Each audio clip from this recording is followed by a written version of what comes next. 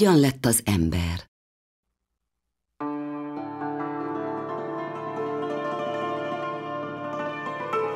Ez még akkor történt, amikor a Szent Jóisten megteremtette a földet. Akkor is a 7. napon. Nagyon elégedett volt, és gyönyörködve nézett körül. Ragyogott a nap, zöldeltek a fák, a füvek, virágok illatoztak mindenütt. Boldog mosollyal nyugtázta mindezt. Hát igen, minden a legnagyobb rendben. Jól tettem, amit tettem. Hanem, mikor már délutánra járt az idő, azon vette észre magát, hogy nagyon egyedül van. Nem akadt senki, akivel szót válthatott volna. S hiába volt addig mindennel kibékülve, valami különös nyugtalanság vett rajta erőt. Olyan erős hiányérzet gyötörte, hogy már-már szinte fájt. Ez így nem mehet tovább, mondta magában. No, és tudjátok, mit csinált?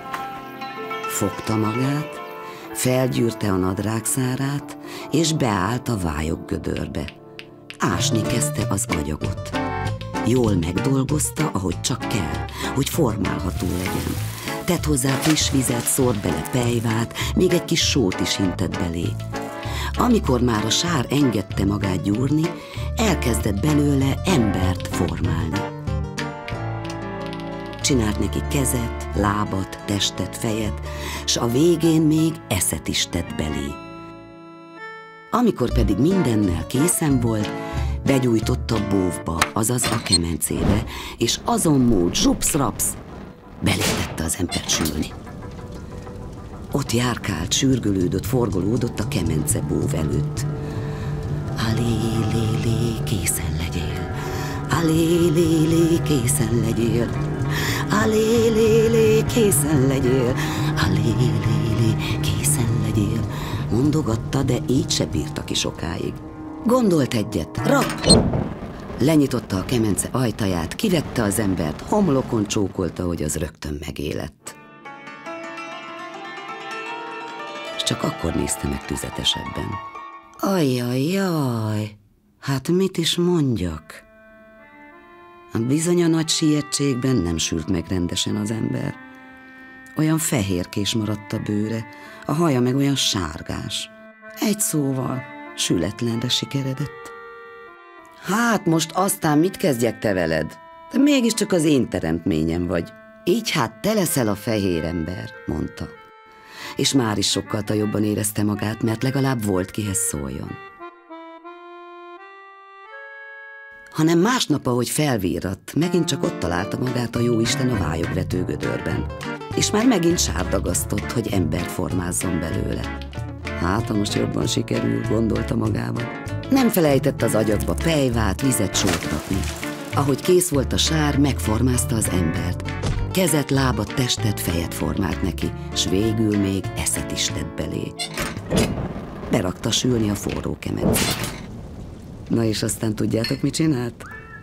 Hát leült a fehér ember mellé beszélgetni. Mesélt, beszélt, mesélt, és az idő közben igen elhaladt. Hűha, te fiú, hát miért nem szólsz rám, hogy a kemence meg teli van? Lekapta gyorsan a kemence ajtaját, kikapta belőle az embert, életre csókolta, s aztán nézekedte. Hát bizony ez megégett. Fekete lett a bőre. A nagy melegtől apró karikákba zsugorodott a haja. Hát, nincs mit csináljak, mégiscsak az én teremtményem vagy te is, mondta neki a jóisten. No hát, te leszel a fekete ember, és fiának fogadta őt is. A harmadik napon nagy elszánással neki fogott megint. Így se volt jó, úgy se volt jó, de most már tanultam belőle. Dudorászva, énekelve nekiállt készíteni a harmadik embert.